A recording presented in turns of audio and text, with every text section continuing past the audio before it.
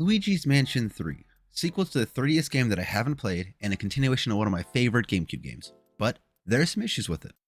First off, it's a hotel, not a mansion. Second, it's not Luigi's. The title is a lie. Luigi's Mansion 3 uses the tried and true formula of flashing, sucking, and smashing. Your flashlight temporarily stuns the ghosts, making them vulnerable to your vacuum. You then start sucking them up and flinging them over your head to break things. And yes, you can use the ghosts to kill the ghosts.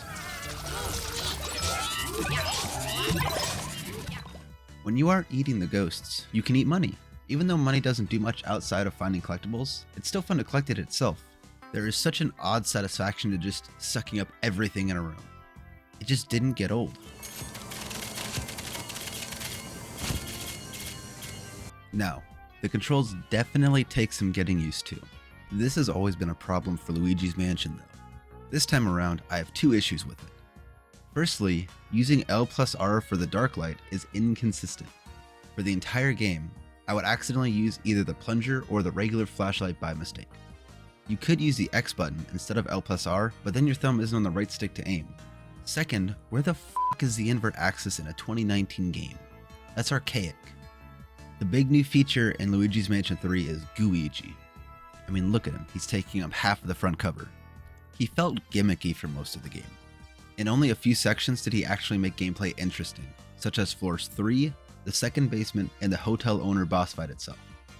He's definitely an interesting idea, though underutilized. He was mostly used to acquire items that Luigi couldn't get and was rarely useful in combat. The few times he was, it was usually either a decoy or a safe way to approach a boss to test out ways to kill it.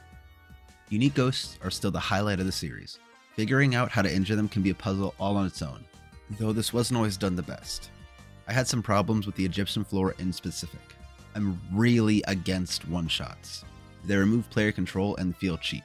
I was even out of range here, but I digress. The floors were done pretty well. Each had a theme which kept the visuals fresh.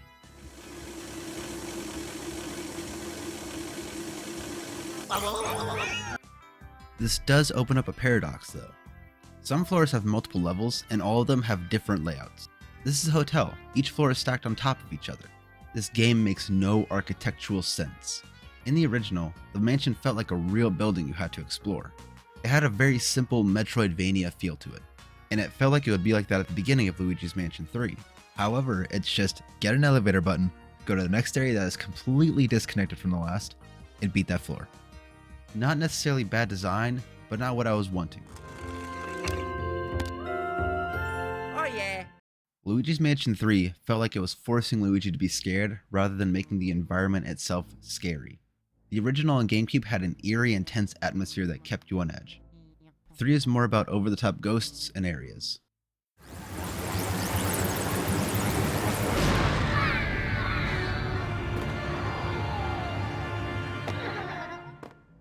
The game looks fine graphically, for the most part. Look at them! They look like shit! On a more positive note, Luigi's Mansion 3 does offer multiplayer. First off, there are 3 minigames in the Scream Park. They're fine, but you won't get more than a few plays out of them before you get bored. The Skyscraper is where it's at though. It's a roguelike where you climb a tower completing objectives with up to 4 players. I play alone. So I made it to floor 2 and promptly ran out of time. Luigi's Mansion 3 is a fantastic addition to your Switch collection. The story is a good playthrough and it offers some fun for friends and family. The controls take some getting used to, but it's manageable. Overall, I enjoyed my time with the game.